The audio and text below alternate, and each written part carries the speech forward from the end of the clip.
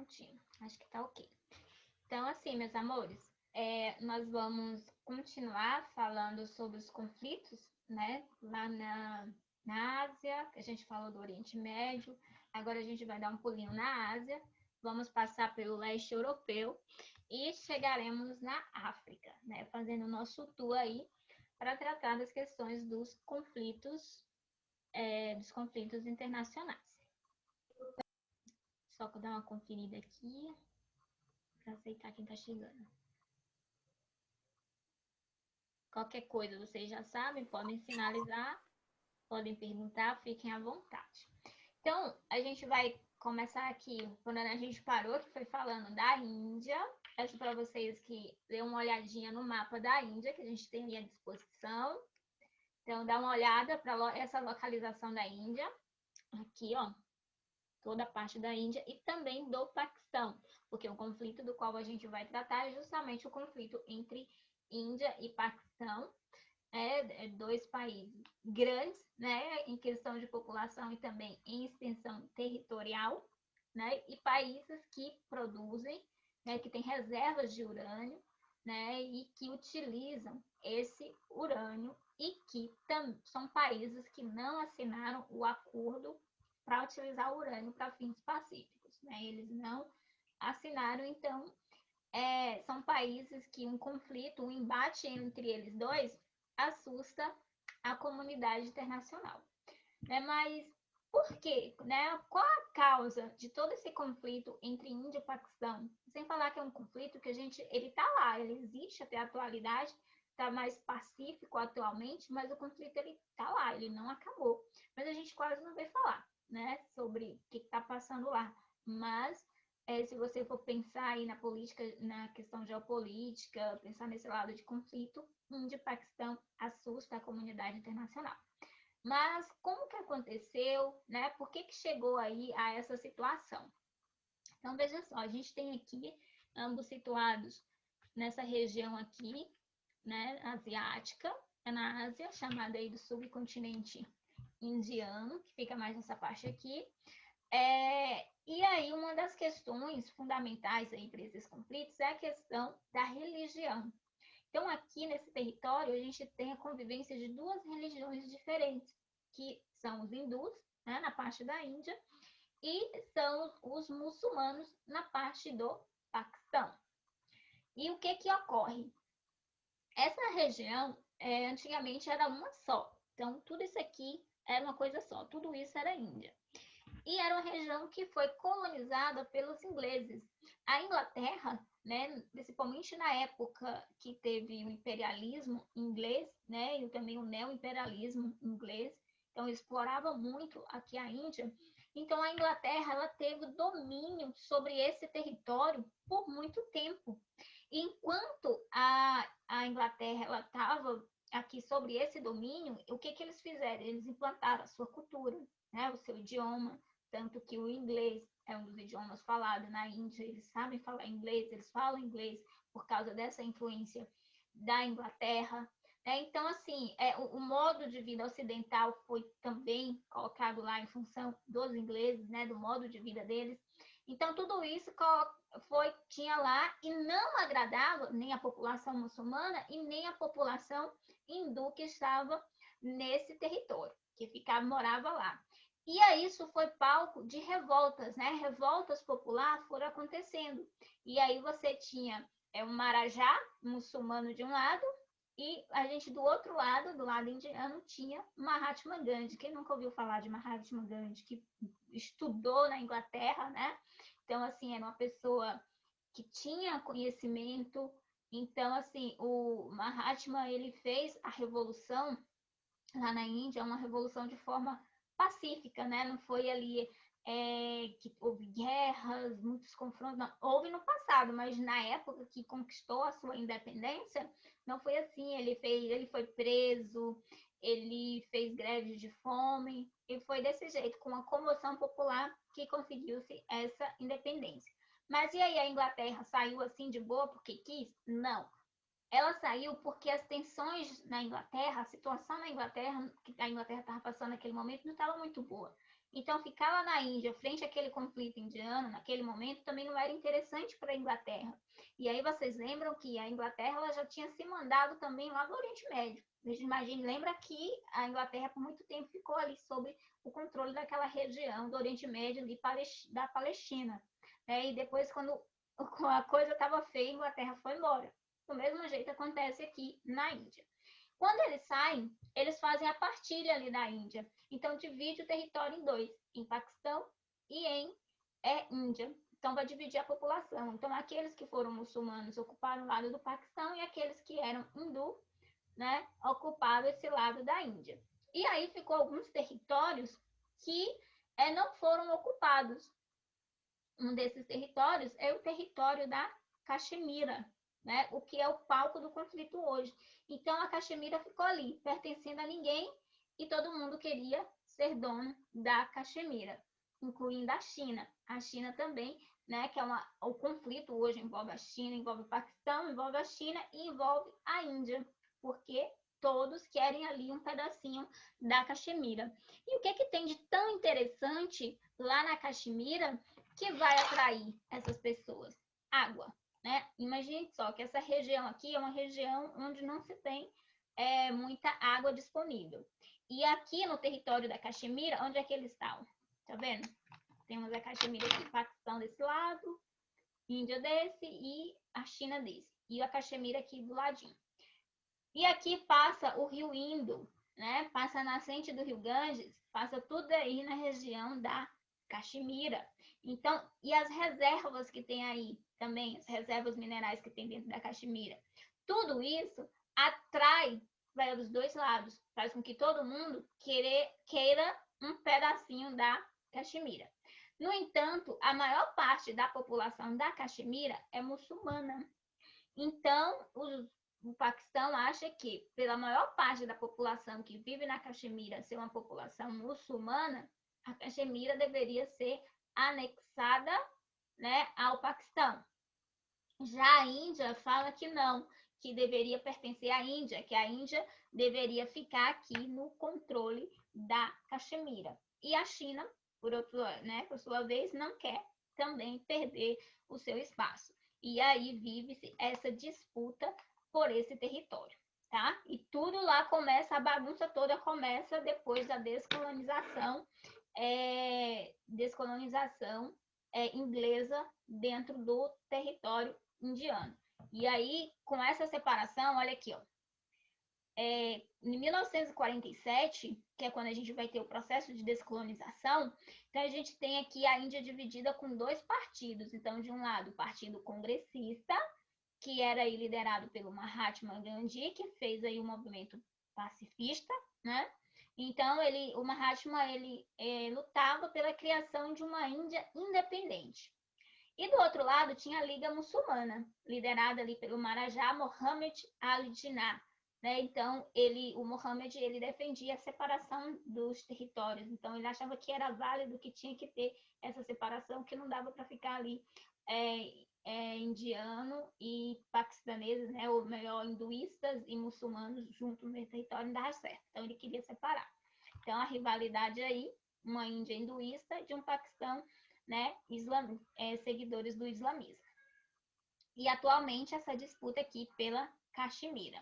Né? Então, a região se torna atrativa em função da disposição dos vales férteis e das nascentes que tem aí. Olha aqui outro mapa da região, só para vocês terem uma noção de como é dentro da Caxemira. Então, essa parte azul é controle da China. Então, a China controla tudo isso aqui.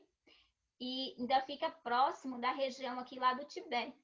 Essa região que está na China. Então, outra região interessante lá para a China. Aqui, essa parte vermelha é o controle da Índia. E essa parte aqui, em amarelo, fica aí sobre o controle do Paquistão, né? Então, a gente tem aqui a ONU, ela intervém nesse conflito, nessa disputa da região, e aí ela divide. Essa divisão que só vai acontecer depois da intervenção da ONU, né? Tentando resolver, fazer sua missão de paz, tentando resolver o problema, então ela vai lá e divide a Caxemira. Só que aí, nesse processo de dividir a Caxemira, ninguém perguntou para as pessoas que estavam na Caxemira aonde elas queriam ficar. Não foi feita essa pergunta para quem estava lá. Você quer pertencer a quem? Quer pertencer à Índia, à China ou ao Paquistão? Onde é que você quer ficar? Né? Onde é que a Caxemira vai se anexar? Essa pergunta não foi feita, né? Se fosse feita, qual seria a resposta do povo que está na Caxemira? A gente não quer pertencer a ninguém. Nós queremos uma Caxemira livre.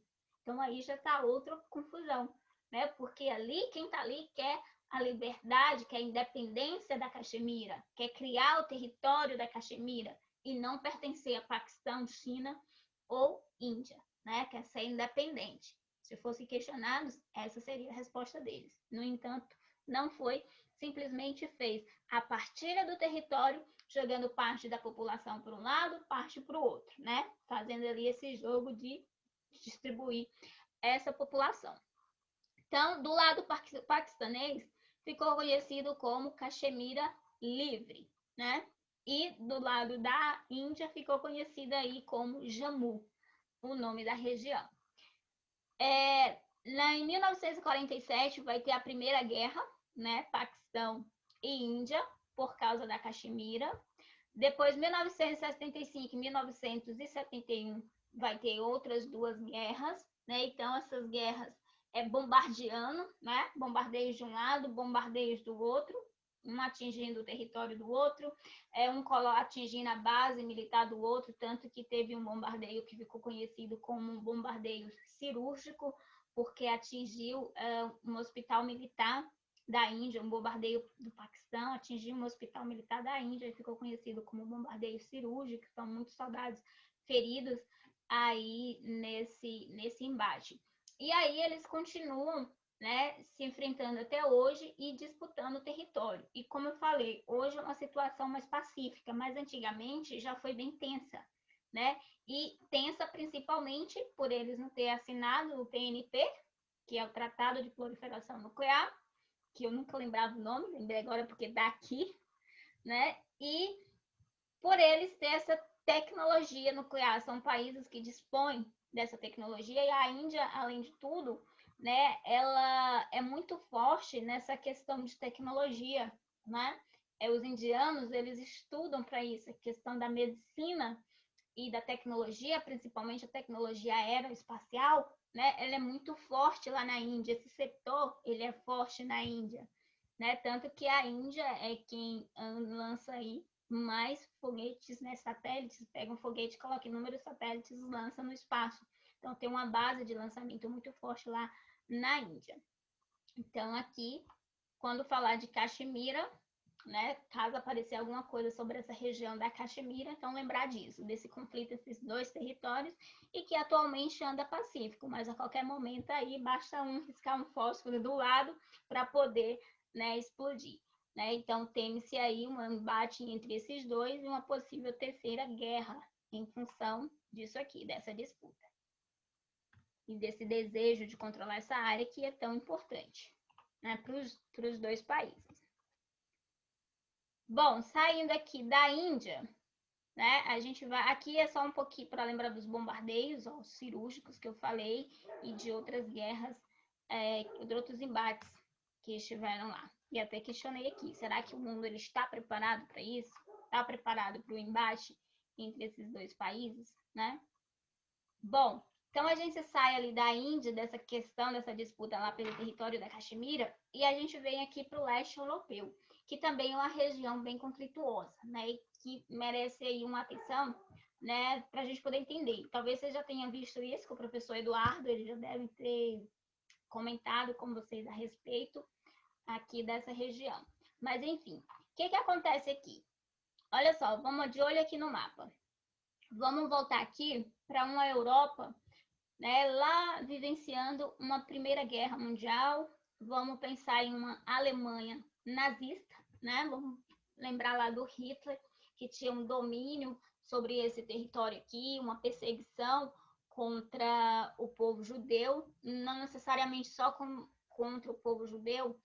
A perseguição do Hitler, gente, ela pelo povo semita, né? Quem é os semitas? Todos aqueles que são descendentes de Sem, que é um dos filhos lá de... Lembra lá que eu coloquei toda a ordenzinha para vocês da linhagem, né? Então, Sem, ele veio ali da linhagem, tem Noé, Abraão e por aí vai, até chegar em Sem, né? Então, todos os semitas, né? Todos os descendentes de Sem, né? Eles eram perseguidos pelo Hitler. E aí tem o povo judeu, foram os que mais sofreram aí com essa perseguição, né, do Hitler. Pois bem, vamos aqui para o leste europeu poder entender o conflito, o que aconteceu aqui nessa região durante a Primeira e Segunda Guerra Mundial. Então, olha aqui no mapa. Aqui a gente tem, vamos aqui para a Turquia.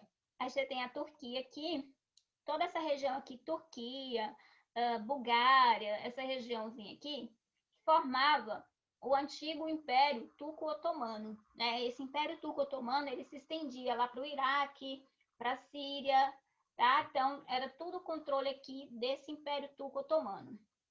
Depois, a gente tinha aqui nessa região da Iugoslávia o Império Austro-Húngaro. Então, pegando aqui a Iugoslávia, pegando a Hungria, então tínhamos a Tchecoslováquia também, tínhamos o Império Austro-Húngaro.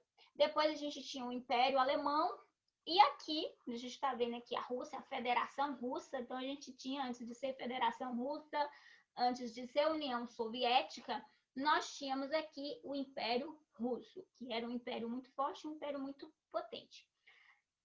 Aqui nesse momento da Primeira Guerra Mundial, a gente tem aí todos esses territórios, todos esses impérios que eu falei para vocês, eram impérios fortes e que tinham muito interesse de controlar o leste europeu. Queria posse de todos os territórios que estavam aqui no leste europeu. Eles queriam controlar tudo isso. Para conseguir esse controle, o que fazia? Eles entravam em conflito entre eles para poder dominar toda aquela região, anexar esses territórios, né, nas suas áreas. E aí a gente tinha na Primeira Guerra Mundial, esse Império Alemão sob o controle de Hitler. A Rússia, neste momento, ela se alia à Europa e entra na Primeira Guerra Mundial, né, apoiando aí a Europa. Só que no momento que a Rússia, a gente vai focar na Rússia daqui a pouco, no momento que a Rússia ela se envolve no conflito da Primeira Guerra Mundial, os conflitos internos que já existiam dentro do Império Russo, né? Você tinha um Império Russo que ele era czarista, né? Controlado, ele era uma monarquia russa, você tinha os czares, né? E nesse governo monárquico a população russa sofria bastante, né?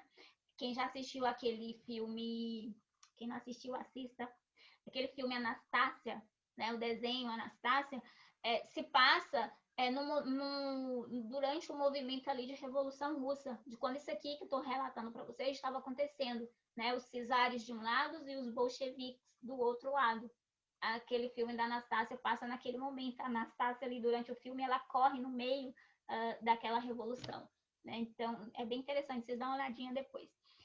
Então, veja só, na Rússia o conflito interno estava acontecendo, né? A revolução interna estava acontecendo dentro do Império Russo, e nesse momento que ele estava aqui ajudando a Europa, né? Se aliou à Europa, né? No combate aí dos nazistas principalmente, e também nessa questão de anexação de território. E aí, em função dos conflitos que estavam acontecendo na Rússia, a Rússia ela se retira, né? Se retira da guerra, ele vai lá resolver as suas questões internas. Só que o Império Russo é um império muito forte, né? E o que eles fazem? A Rússia, com todo ali o seu exército, eles conseguem expulsar os nazistas dos outros territórios que pertenciam ao leste europeu. Então, todos esses territórios que vocês estão vendo aqui, com exceção da Albânia e da Iugoslávia, todos esses outros territórios, Bulgária, Romênia, Hungria, Tchecoslováquia, Polônia e essa parte da Alemanha Oriental, tudo isso aqui era território ocupado pelos nazistas. E o exército russo, muito forte, consegue expulsar os nazistas desse território. Depois que eles conseguem expulsar os nazistas aqui, né, e quando ela tem lá a revolução acontecendo, então quando a revolução está acontecendo, cai o Império Russo, né, a gente tem o fim desse Império Russo czarista, né? E aí a gente tem uma Rússia que agora procura, é liderada aí pelos bolcheviques, e que agora procura aliados. Então, como ela tão forte que estava, conseguiu expulsar os nazistas do seu território, então esses territórios, né, que ficaram livres dos nazistas, eles se unem à Rússia. E aí vem a proposta da criação da União Soviética. É assim que surge a União Soviética. Então esses países, eles eram países socialistas e aí se anexaram, e aqui do outro lado da Alemanha, né, lembra que a Alemanha ela foi, durante a Segunda Guerra Mundial, a Alemanha ela foi dividida em duas, né? Então, de um lado a Alemanha Ocidental, a Alemanha Oriental. Então, esse parte aqui da Alemanha Oriental se anexou à União Soviética, ficou desse lado, bem como esses outros países aqui, ó. Então, surge aí a Tchecoslováquia, aqueles impérios que eu falei anteriormente, tem a queda desses impérios também, da mesma forma que tem a queda do Império Russo, tem a queda do Império Turco-Otomano, a queda do Império Austro-Húngaro e a queda do Império Alemão. E a Alemanha vem aí dividida em duas. Isso já na Segunda Guerra Mundial. E aí a gente tem o surgimento aqui da Hungria, da Iugoslávia, da Bulgária, Romênia, Tchecoslováquia, Polônia e Alemanha Oriental. Vai surgir nesse contexto territórios que se anexam, formando aí a União Soviética, né, que é a União das Repúblicas Socialistas. E aí, né, o Reino Unido, a Grã-Bretanha, depois que tem essa divisão, ela vai criar um termo, né, para se referir a esses países. Então ele vai chamar isso aqui, ó, de cortina de ferro, tá? A famosa cortina de ferro. Muita gente costuma associar a cortina de ferro ao Muro de Berlim. Não tem nada a ver, tá? O Muro de Berlim foi ali a divisão da Alemanha. A cortina de ferro é essa linha lilás que vocês estão vendo aqui, é uma linha imaginária separando aqui, né, a União Soviética, os países da União Soviética do restante dos países do globo. Então, essa aqui é a cortina de ferro que fazia essa separação. Os países do leste europeu aqui que ficaram sob a influência da União Soviética, menos a Albânia e a Iugoslávia. Né? Então, o foco aqui está na Iugoslávia, ó, no Império Iugoslavo. Por quê?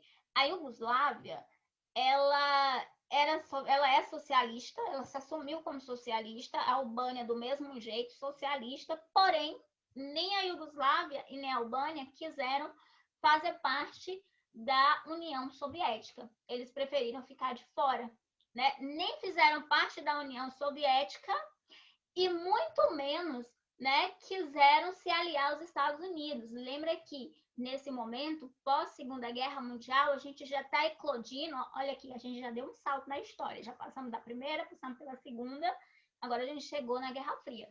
Né? Lembrando que na Segunda Guerra Mundial, a Rússia, né, a União Soviética, ela sai vitoriosa aí da Segunda Guerra Mundial. E sai muito forte, porque assustou os Estados Unidos. Os Estados Unidos ficou bem assustado com essa vitória, né, da União Soviética. Mas, enfim, nesse meio aqui, a gente já chega no Guerra Fria. Então, na Guerra Fria, a Iugoslávia, ela não toma nenhum posicionamento. Ela não fica nem do lado, e a Albânia do mesmo jeito, não fica nem do lado das repúblicas socialistas e nem do lado dos Estados Unidos. Então, meio que ela ficou chamada de país não aliado. Né? Não se aliou a ninguém. No entanto, ela continuou sendo socialista, mas um socialista que recebeu ajuda de quem? Do Plano Marshall. E o que foi o Plano Marshall? Foi aquele plano dos Estados Unidos para tentar reerguer os países aqui da Europa que estavam devastados. Lembra que a Europa ela foi o palco da Segunda Guerra Mundial. Então, os países europeus eles saíram completamente devastados da Segunda Guerra Mundial e precisavam se reerguer. E esse plano Marshall aqui, que foi o mesmo plano lá que ajudou a levantar o Japão, né, ajudou aqui a reerguer a Europa, né, e de fato aí constituir o bloco europeu, né, a União Europeia. Então, injeção de capital dos Estados Unidos. Então, a Iugoslávia, ela contou com o apoio da OTAN, né, para ajudar ela, e contou também com o plano Marshall. né, usufruiu do Plano Marshall, portanto, não se aliou aos Estados Unidos. Ela permaneceu lá como ela era e permaneceu junto, né? O Império Iugoslavo, ele se manteve junto e esse império ele era formado por alguns países, 7 países, no caso lá na época 7 territórios. Então a gente tinha a Bósnia, a Sérvia, a Croácia, a Eslovênia, Montenegro, Macedônia e Kosovo. Esses são os países, né, países hoje que antigamente eram territórios iugoslavos. Estava tudo aqui dentro, ó, desse território aqui, ó, um monte de país aqui dentro. E vocês entendem por que os países europeus eles são tão pequenininhos, cabe dentro do Brasil, né, o desmembramento que foi feito. Então, assim, para entender melhor a Iugoslávia, pensa aí no território brasileiro. Território brasileiro com todos os seus estados. Depois, imagine todos os estados brasileiros querendo sua independência, né? Cada um querendo se tornar um país. Foi assim que aconteceu na Iugoslávia. Você tinha a Iugoslávia ali, com vários territórios, vamos dizer, vários estados, que no pós-Guerra Fria reivindicaram a sua independência. Isso porque eles não se entendiam, eram territórios que estavam juntinhos, né, estavam unidos, criando o Império Iugoslávio, mas tinha uma diversidade étnica muito grande, né? Eles não se entendiam, eram repúblicas que estavam ali juntas apenas para se proteger. Se proteger de quem? Da Rússia, porque eles tinham medo de uma invasão soviética, né, no seu território. Como eles eram socialistas, não quiseram se aliar às repúblicas socialistas, durante a Guerra Fria, a Iugoslávia ela tinha medo que a Rússia, né, a União Soviética, avançasse sobre o território e tentasse tomar o território iugoslavo. Então, esses países, para ficarem mais fortes, eles permaneceram, mesmo com as suas diferenças, eles permaneceram juntos durante toda a Guerra Fria. Para quê? Para se fortalecer.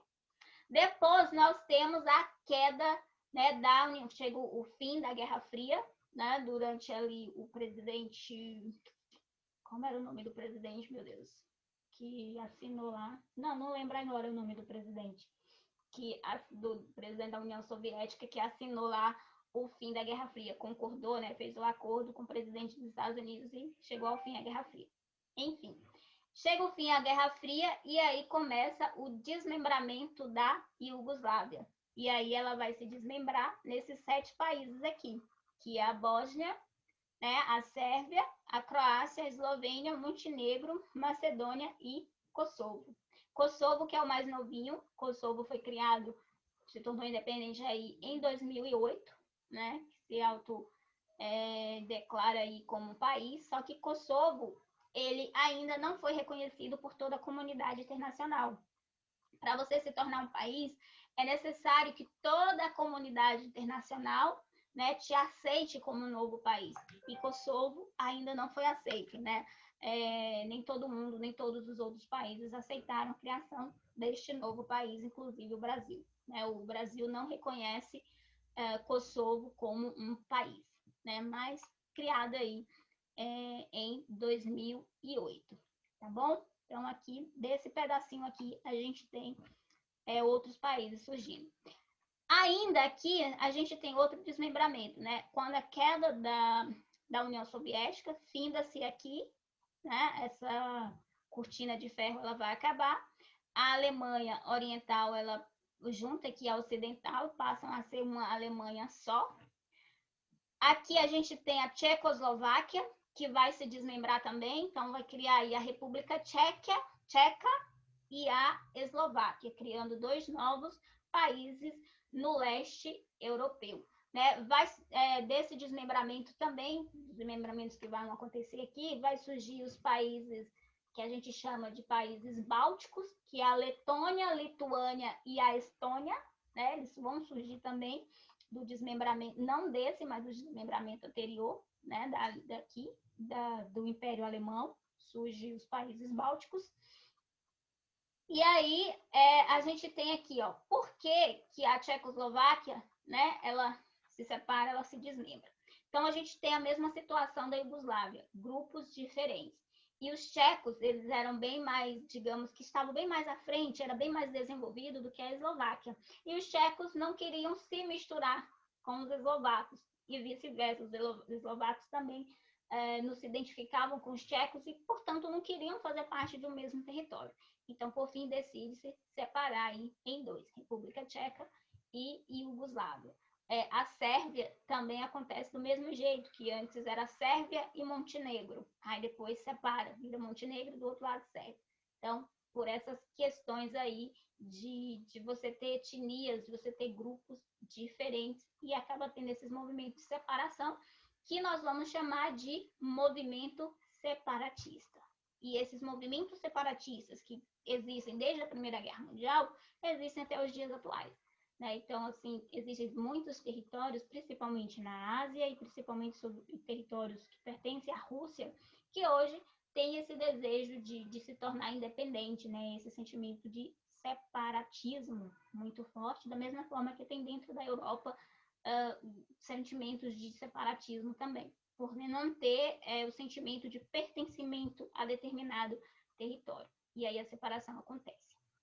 Bom, voltando à questão soviética, no momento que a União Soviética ela cai, que é desmembrada, junto você tem também o desmembramento das repúblicas socialistas e o desejo intenso das repúblicas socialistas de se integrar, né, os países do Ocidente, de fazer parte da Europa Ocidental, né, e se tornarem independentes. Né? Para chegar nesse contexto, primeiro vamos passar aqui pela questão interna da Rússia. Né? O que estava acontecendo lá na Rússia, né, durante todo esse movimento?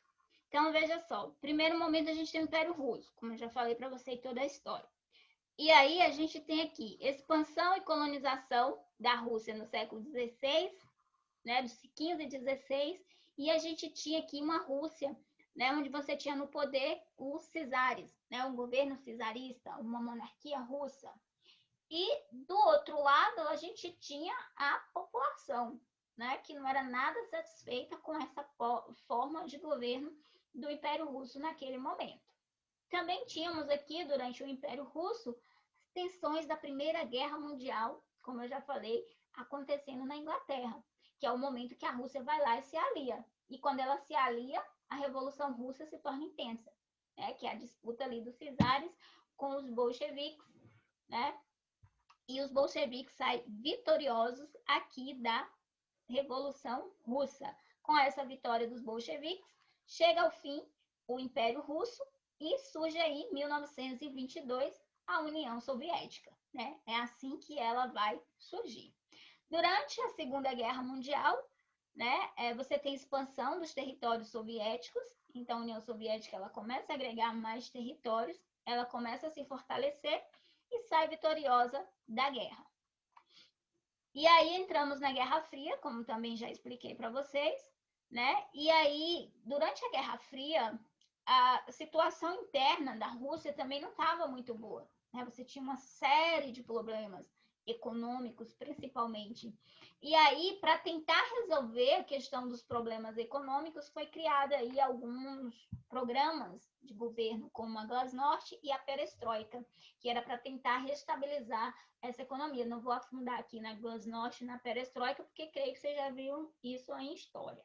Né? Mas a gente tinha aqui esses programas para tentar levantar e restabelecer a economia russa. Né? Então, 1991, nós temos aí o fim da Guerra Fria e o desmembramento das repúblicas socialistas.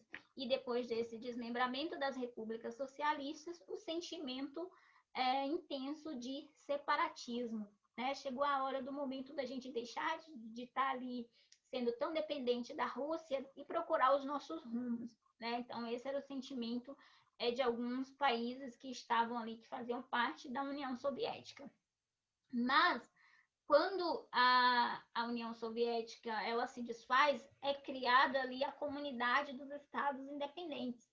Funciona como um bloco econômico, né? Como se eles tivessem criado ali um bloco econômico, né, para poder sustentar. E olha que a Rússia, ela é a economia mais forte, era dentre todos os países que faziam parte da União Soviética, a Rússia ela era a mais forte, ela era a mais desenvolvida, então ela era quem mandava em tudo. E essa ideia de criar os estados independentes também parte da Rússia. Para quê? Para poder manter os outros territórios ali aliados, né, se manter forte. Só que alguns países preferem se aliar à União Europeia, né, a querer fazer parte, consegue. Os primeiros que vão fazer parte do bloco União Europeia vai ser a Lituânia, a Estônia e a Letônia, né, os países bálticos. Então, esses são os primeiros. E daí, alguns outros países também, né, a Romênia tenta lá fazer parte, a Ucrânia vem na tentativa, a Turquia vem na tentativa até hoje, mas não conseguiu, para fazer parte ali da União Europeia, né? Então, assim, países que deixaram de ser socialistas e passaram a ser capitalistas, né? A Rússia ficou satisfeita de perder esses territórios? De jeito nenhum, né? De jeito nenhum. E aí a gente agora tem uma nova Rússia, uma Rússia que sob o governo do Vladimir Putin e que não quer de forma nenhuma perder seus territórios. E os territórios que fazem parte da Rússia, né, boa parte deles querem deixar de pertencer, né, querem viver livre, quer ter a sua independência ali da Rússia. E aí intensifica o movimento separatista.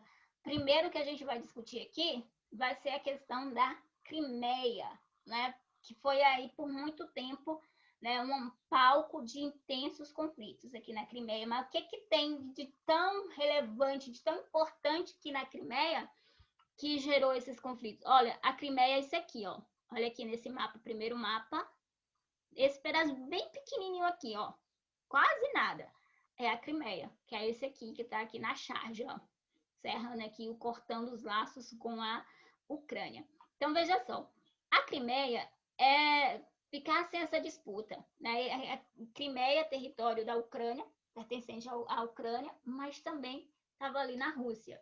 E ali essa disputa, para quem vai ficar a Crimeia, né? O desejo da Crimeia era de fazer parte da Ucrânia, de ficar lá com a Ucrânia, do povo da Crimeia. Só que a Rússia não quis abrir mão do território, né? Não quis deixar a anexação da Crimeia lá na Ucrânia. Isso porque a Crimeia, gente, ela é uma região, é um pedacinho ali do território importantíssimo para as passagens dos oleodutos e gasodutos da Rússia. A Rússia, ela é uma grande produtora de gás natural e petróleo, né? Em questão de gás natural, a Rússia ela abastece a Europa, né? Então, isso é muito forte para a economia russa, essa exportação. E os gasodutos e os oleodutos da Rússia, para chegar na Europa, primeiro passa pela Crimeia, passa por esse território. Então, é um território importante para a Rússia e ela não queria perder. Da mesma forma que é um território importante para a Ucrânia, né? A Ucrânia tem um interesse na Crimeia pelo fato dela estar localizada onde? Nas margens do Mar Negro. Essa região aqui é o famoso Mar Negro, ó. Então, essas margens do Mar Negro é onde desenvolve a agricultura, lá na Ucrânia. Então, aqui é um posto de passagem também. Então, a Crimeia também era importante para eles. E aí eles viviam nessa disputa. E não era uma disputa pacífica, como aconteceu lá na Índia, para poder ter a separação do Paquistão e tal. Na Índia, gente, não estou falando da Caxemira, porque a disputa na Caxemira não é nada pacífica. Estou falando ali o que aconteceu, o movimento pacífico de Mahatma Gandhi. Aqui na Crimeia, os movimentos, né, os conflitos eram conflitos sangrentos. O exército russo se fazia presente dentro da Crimeia para poder conter os ânimos da população, para evitar que a população se rebelasse. Então, o exército russo estava lá. E você sabe que a Rússia é um país fechado, né, é um país onde não se tem liberdade de expressão, é um país homofóbico, né? Então, assim, é um regime bem fechado lá dentro da Rússia. E você tem ali um exército muito forte, né? E o Vladimir Putin ali no controle, né? Então, o início do conflito ele fica mais intenso ali em 2013, né? Então, você tem uma Ucrânia liderada aí pelo presidente Viktor Yanukovych, que é descendência aí russo, ele era russo, né? E aqui nesse momento o Ivanovich ele estava pressionado pela população da Ucrânia para poder assinar um acordo, né, de livre comércio com a União Europeia. Do outro lado, o presidente Yanukovych estava sendo pressionado por Vladimir Putin, né, para poder manter as relações da Ucrânia lá com a Rússia. Então era pressão de todo lado. E aí, né, diante ali da pressão do Putin, o Yanukovych ele decidiu, né, cortar os laços com a União Europeia e se aliar ao lado russo, o que não foi bom pela população. Causou um grande descontentamento e um movimento, revolução dentro da própria Ucrânia, né? E aí intensificando essa disputa pelo território da Crimeia. Resumindo, qual foi o resultado de tudo isso, desses conflitos internos, né? Desse plebiscito que não foi feito para saber o que a população queria? Qual o resultado disso tudo? A Rússia, de fato, consegue ficar com o território da Crimeia, né? O ano passado termina, então a Crimeia hoje pertence à Rússia, né? E o Vladimir Putin, ele ainda foi ousado, ele é ousado, né? Na verdade, mas aqui ele foi ousado, ele falou assim, ele queria mostrar essa forte ligação, porque um dos questionamentos era assim, a Crimeia, ela tá ligada por terra à Ucrânia.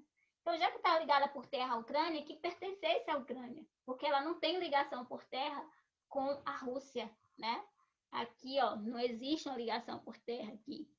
Então, o que o Vladimir fez? Isso não é o problema. Se o problema é essa separação, que a gente não tem um laço por terra, eu construo uma ponte ligando a Crimeia e a Rússia, pronto, estaremos ligados. E bem assim ele fez. Ele construiu uma ponte ali no Mar Negro, ligando a Crimeia à Rússia. E ele mesmo, no ano passado, ele pegou um caminhão, entrou dentro desse caminhão e saiu da Rússia e foi para a Crimeia nesse caminhão. Ele cruzou a ponte, ele mesmo inaugurou essa ponte. Por isso que eu falo, ele ainda de tudo ainda é ousado, né? Entrou lá no caminhão e inaugurou a ponte. Se vocês pesquisarem no Google, tem fotos dele inaugurando essa ponte que ele fez aí. Então, para quê? Para mostrar a sua força, para mostrar o seu poder, né? De fato, estou passando aqui, eu consegui, o território é meu, né? Então, assim, quando a gente pensa na Rússia, a gente pensa também nessa força. É assim, não é um país tão desenvolvido, é um emergente, né? Se a gente for colocar aqui na balança, o Brasil ainda sai da frente da Rússia aí, nessas questões econômicas, tá? Mas é um país que já foi uma superpotência, tanto que assustou os Estados Unidos no passado, né? E é um país que é forte dentro dos organismos internacionais, principalmente ali dentro da ONU, né? É um país que bate de frente com os Estados Unidos, então sempre é do contra. Então, se os Estados Unidos apoiam um lado, a Rússia apoia o outro. Então, pensa lá na guerra da Síria, né? Os Estados Unidos apoiam o movimento popular, ele apoia o governo sírio do outro lado. É sempre assim. Os Estados Unidos apoiam a Coreia do Sul, eles apoiam a Coreia do Norte. Né? Os Estados Unidos apoiam Israel, eles apoiam os palestinos. Então, sempre do contra. Né? Se um é a favor, o outro veta. É sempre desse jeito. Não se entendem. Né? Então, tá sempre batendo de frente. É uma rivalidade muito grande ali dentro. E o Vladimir Putin, ele se impõe, ele faz cada coisa e diz que não tá nem aí. Né? Não tá nem aí, é ameaçada a Rússia de tirar aí, vamos tirar a Rússia de tal organismo, por causa do que ele faz, ele não liga, e vai levando a vida, bem ousado. Bom, outro movimento separatista que tem aqui, e que a Rússia já declarou que, não, que existe desde 1990, nunca chegou ao fim, e a Rússia declara que não abre mão desse território de jeito nenhum, é a questão da Chechênia.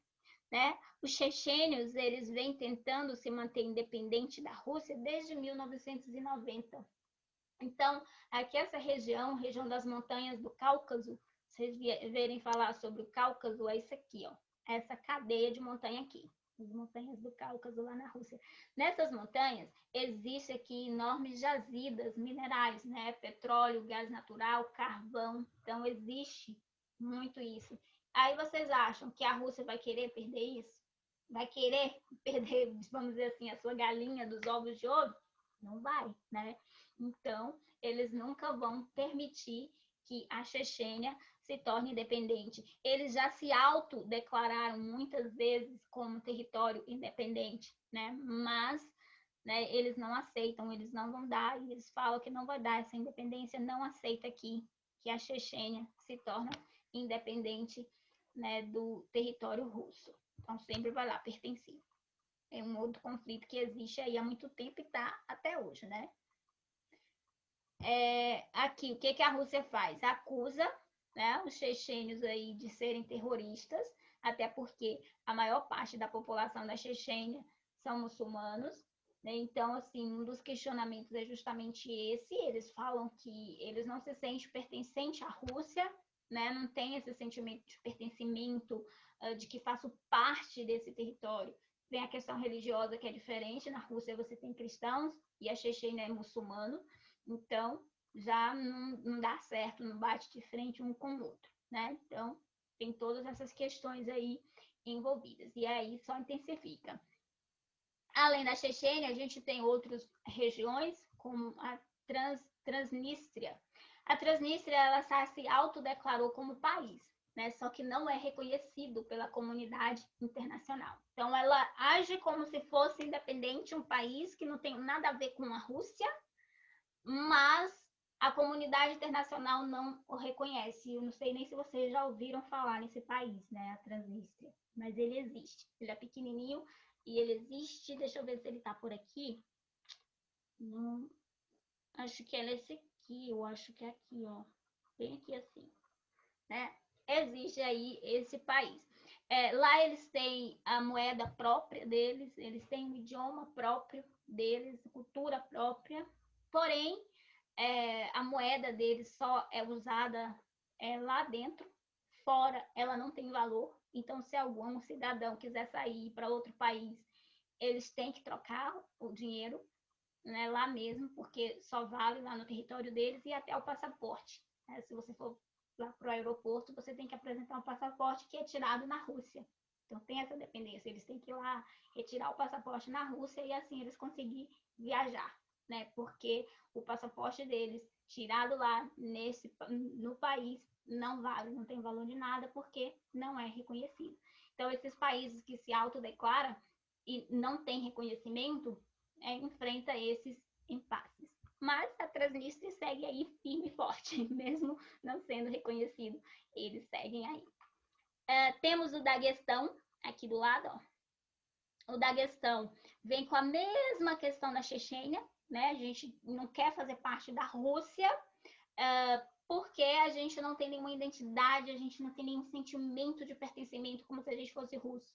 A gente não acha que a gente é russo porque não temos o mesmo idioma, não temos a mesma cultura, não temos a mesma religião. Somos totalmente diferentes dos russos. Então, a gente não se sente fazendo parte e por isso a gente quer independência. Da mesma forma, a Rússia não quer dar e não vai dar, né, essa independência. Vai permanecer anexado aqui, porque aqui é caminho também de oleoduto. Aqui também tem reservas de petróleo. Então, olha aqui, as montanhas do Cáucaso, é tudo isso aqui, ó. Toda aqui tá a fonte de riqueza da Rússia, tá aqui. E é justamente aqui os países que querem separação, né? Onde tá ali as principais reservas. Então, sem sombra de dúvidas, não terá. Aqui, ó, veja esses dois aqui. Aqui a gente tem a Ossétia. Ossétia do Norte e Ossétia do Sul. A Ossétia é um caso contrário. Enquanto os outros países querem deixar de pertencer à Rússia, a Ossétia quer voltar a pertencer à Rússia, porque a Ossétia ela foi dividida. A Ossétia do Sul, ela pertence hoje à Geórgia. Só que eles não se sentem georgianos, eles não falam georgiano, eles falam russo. Então eles querem pertencer à Rússia, eles querem se juntar aqui, ó, novamente fazer parte da Ossétia do Norte. Eles querem que a Ossétia do Sul e do Norte seja uma Ossétia só e que pertença à Rússia, que seja território russo, porque eles têm a mesma religião, têm a mesma cultura, falam o mesmo idioma, então, portanto, eles são bem muito próximos da Rússia do que da Geórgia. Eles não têm nada a ver com os georgianos e eles ainda alegam que não tem apoio nenhum do governo georgiano. O apoio que eles têm é do governo russo, né? E a Rússia interessada em território, é claro que ela vai continuar incentivando, né? Bom, além desses aqui, que é território que quer anexar, a gente tem territórios que se desanexaram e que a Rússia quer de volta. Quem, professora? Que território é esse que a Rússia briga para ter de volta? Né? Os países bálticos, né? Letônia, Lituânia e Estônia. Então, a Rússia disputa porque quer de volta, e aí esses países contam com o apoio da base militar dos Estados Unidos. Né? Então, os Estados Unidos defendem militarmente esses 3 países por causa de invasão russa, e a Rússia já tentou algumas vezes invadir esses países aí para poder tomar território, né? Mas eles contam aí com o apoio dos Estados Unidos, né? Nessa luta. E por aí vai, os conflitos mundo afora. São conflitos assim internos que a gente nem sabe, né? Aqui só a questão da Ossétia, que eu falei para vocês, né? Que a Rússia, aqui está a Ossétia, a Geórgia, aqui está a Ossétia do Sul. Aqui a questão do Daguestão, também mostrei lá na foto para vocês, né? Que também tem esses movimentos de resistência. Bom, não só ali na Ásia tem conflito separatista, na Europa também tem, né? Alguns conflitos separatistas. E aqui a gente tem um outro aqui que não é na Europa, é na Ásia ainda, que é a questão do Kurdistão, já falei para vocês. No caso aqui, eles nem é separatista, porque eles nem têm território. No caso do Kurdistão, é criação de território mesmo, porque eles nem têm. Na Europa, a gente teve a questão do Reino Unido, né, que teve o separatismo do Brexit, por querer deixar de fazer parte do bloco europeu. E temos aqui a questão da Catalunha, né, que tem aí esse desejo de não mais pertencer à Espanha. Eles querem se tornar um país independente, querem se tornar independente da Espanha e virar aí um país, né? Então, eles querem aqui se separar. E tem também o país de Basco, também aqui na Espanha, que tem esse desejo de se separar, de sair. Temos aqui, lá no Reino Unido, nós temos a questão da Escócia, que não quer mais fazer parte do Reino Unido. Inclusive, durante o Brexit, né, o processo do Brexit, a Escócia até falou, se o Reino Unido deixar de pertencer à União Europeia, a gente vai deixar de pertencer ao Reino Unido. A gente não quer mais fazer parte do Reino Unido, mas permanecem lá até hoje, né? Não quer, mas está lá. Então, aqui a Escócia é outro movimento separatista, tá? Temos a Irlanda do Norte, temos também o Quebec, né? Que é essa independência, e ainda na Ásia temos o Tibete, que não quer fazer parte da China, quer também se separar, só que aí é outra questão, a China nunca vai abrir mão do seu território, nunca vai abrir mão aí do Tibete, e ela vai continuar se impondo sobre esse território. Aqui, todos esses pontinhos rosas que vocês estão vendo aí, são locais onde tem separatismo, tá? Onde tem movimento separatista. Tá vendo? Todos esses pontinhos aqui, ó. Então, aqui existe conflito separatista. Aí no meio. Aqui está o Quebec, que não quer pertencer ao Canadá, né? E aqui é a região da Groenlândia também quer separar, acho que da Irlanda, por aí vai. E aqui a gente vê um pontinho no Brasil. Soura, o que é esse pontinho no Brasil? Então, aqui é a União Sul Brasileira, é o sul do Brasil, também querendo se tornar independente, né? Os estados lá do sul do Brasil, Rio Grande do Sul, não mais querendo fazer parte, eles se acham diferentes e não querem fazer parte mais do Brasil. Só que aqui, gente, nesse caso aqui é um movimento impossível, porque a nossa Constituição não permite separatismo, não permite secessão dos nossos estados. Então, veja só, a União Sul do Brasil concentra cerca de 16% do PIB, 14% da população brasileira, em menos de 7% do território. A região sul do Brasil tem atualmente o mais ativo grupo separatista do país. Sem previsão legal para secessões, a Constituição brasileira atualmente impede qualquer iniciativa do tipo. Isso porque o artigo 1 da nossa Constituição fala o seguinte, né? A República Federativa do Brasil é composta por 26 estados e um Distrito Federal que são indissociáveis da União. Então, essa palavrinha indissociáveis é o que torna esse movimento separatista aqui impossível. Pela nossa Constituição está bem claro, não pode haver isso, eles são indissociáveis, não pode se separar. Então, para acontecer essa separação, para se criar essa União Sul-Brasileira, esse novo país, é necessário que o presidente da República vá lá e reformule a Constituição. Então, precisa reformular, atualizar a nossa Constituição, que é antiga, de 1988 ainda. Então, precisa atualizar e tirar aí essa parte que diz que é indissociável. Aí sim pode. Mas, fora isso, não é permitido, não pode haver separatismo no Brasil.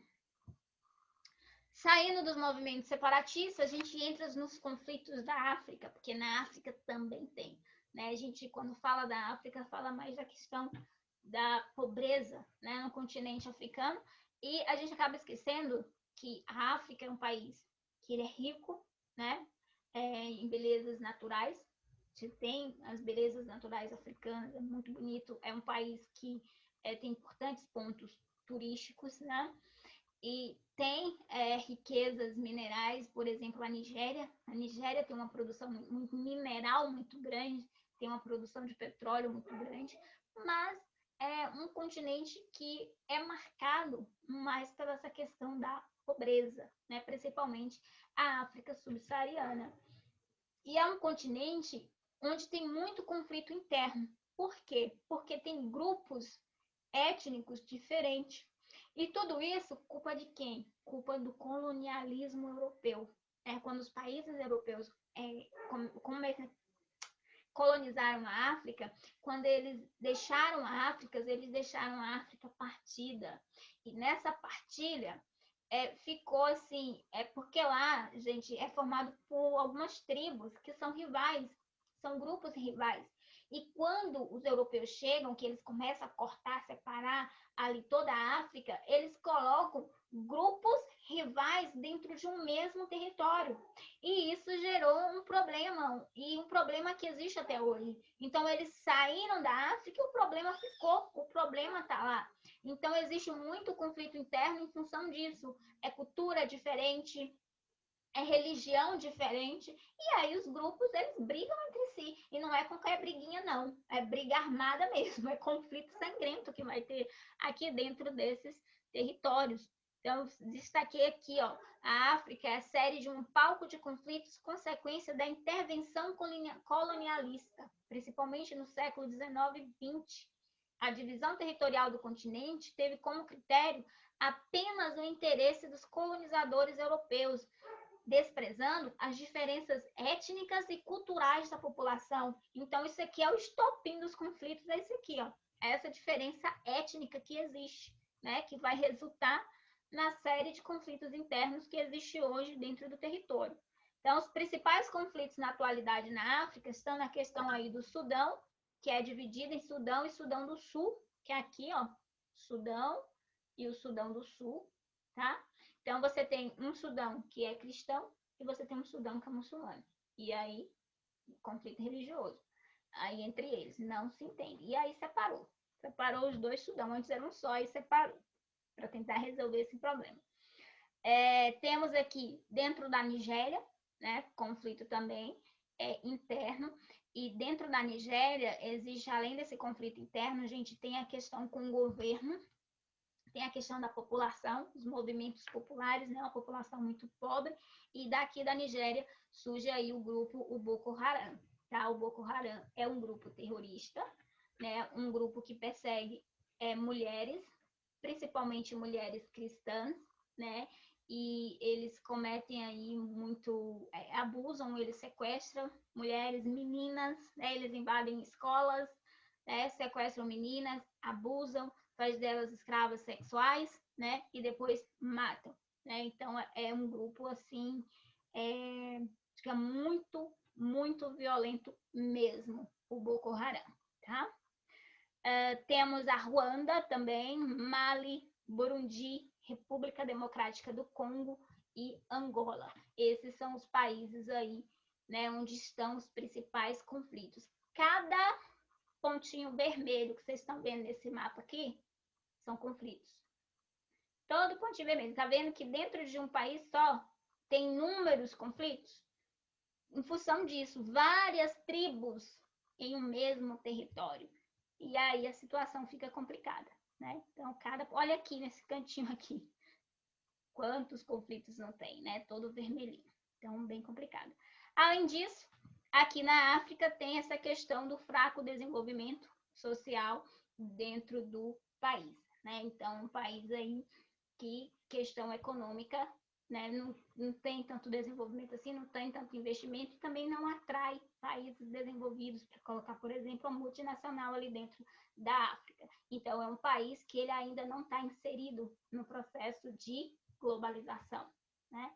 Tá começando agora, por quê? Porque a China está começando, né? A China está virando os seus olhos lá para a África e está começando a investir na África, principalmente na questão da exploração do petróleo na África. Né? Então, a China já está chegando ali na África agora, na atualidade. Tá bom? Então, essa foi marcada aí com essa forte presença. Certo? Então, esse aqui sobre a África é o nosso último conteúdo. Aqui só um pouquinho sobre a questão do Sudão, ó, os conflitos, só que a imagem para vocês terem uma ideia de como é os conflitos. Então, conflito religioso, islamismo e cristianismo aqui, e que provoca até guerra civil, esse conflito aí. Aqui da Nigéria, aqui do Boko Haram novamente, ó, em 2014 o Boko Haram raptou 270 mulheres nigerianas para serem escravas sexuais.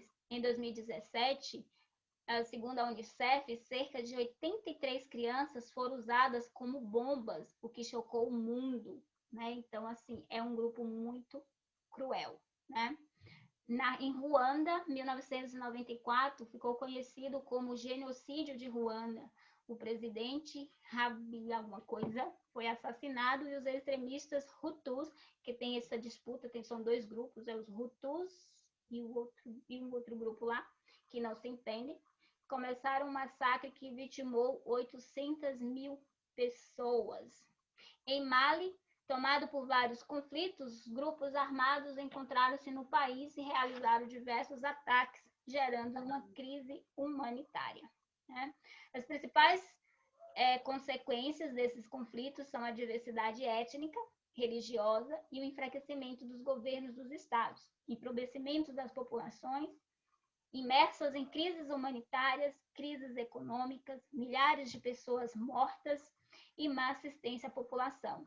A pobreza é característica de diversos países do continente africano e a fome é um dos maiores desafios a serem superados. Né? Então, assim, a situação da África não é muito boa. Né? Os conflitos na África são bem intensos, né? Marcados principalmente pelos conflitos religiosos. Então, é isso. Né? Chegando ao fim da nossa aula, das nossas aulas, hoje é nosso último dia.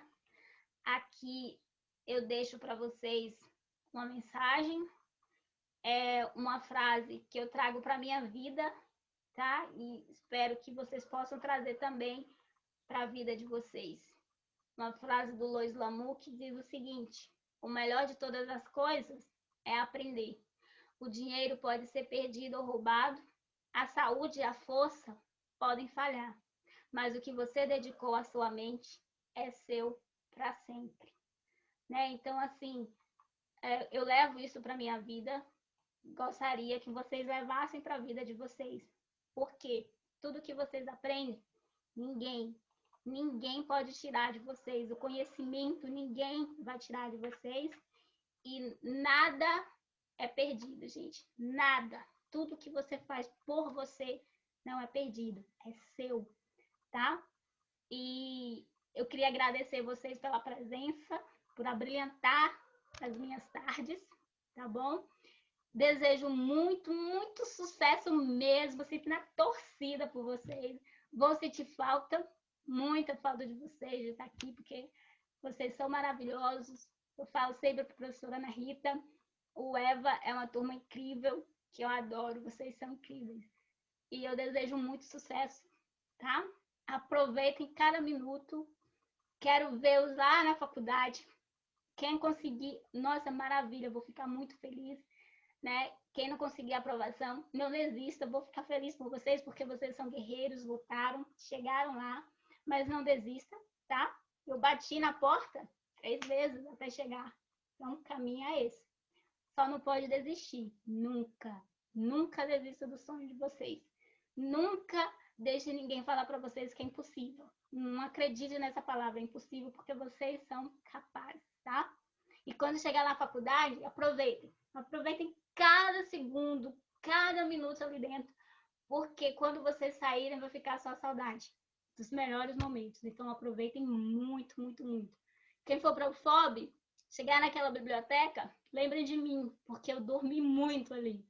Nossa, a minha vida ali na UFOB foi cansativa, foi um curso diurno, saía 6 horas de casa, chegava às 7, passava o dia lá. Então, no intervalo de uma aula e outra, eu corria para a biblioteca, para salinhas privadas que tinha lá, ia dormir, descansava, realmente, entre uma aula e outra, eu deitava lá, juntava a cadeira, deitava, dormia para poder descansar, para poder aguentar a rotina.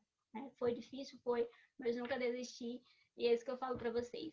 Diante das tribulações, do sofrimento, da angústia, não desista nunca, tá bom? Sucesso para vocês. Cássia, com a mãozinha levantada, você queria comentar?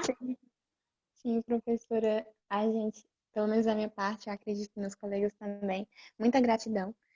Foi um ano muito complicado, mas a gente persistiu e é o que a gente realmente deseja, realizar o nosso sonho e nunca desistir. Sempre estar ali, como a senhora falou, batendo na porta até que ela seja aberta, porque eu não sou o primeiro ano que eu estou tentando entrar na universidade pública. Eu estava na particular ano passado, mas eu vi que o meu sonho realmente era, sabe, batalhar para conseguir a universidade pública. E esse ano entrei no Garro numa expectativa muito grande, todos nós, né, acredito. E infelizmente surgiu a pandemia e a gente veio com esse estudo EAD, mas sempre persistir.